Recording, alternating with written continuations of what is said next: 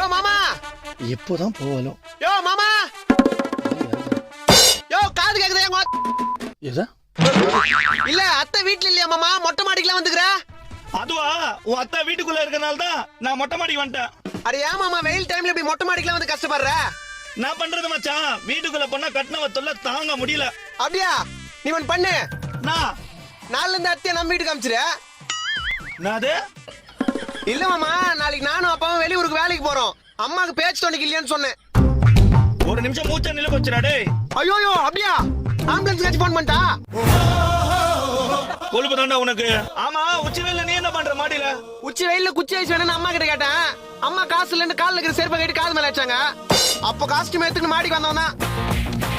இதெல்லாம் ஆறுன துணி தான் என்ன பண்றது? கீழே அம்மாக்கு மனசார வரைக்கும் மேல காய் போட்டு போ துணியை. சாதாரண குச்சி ஐஸ் காடா. என்ன பண்றது? ஒரு தாய்க்கு பயந்து மொட்டை மாடிக்கு வந்து இப்படி துணியை காய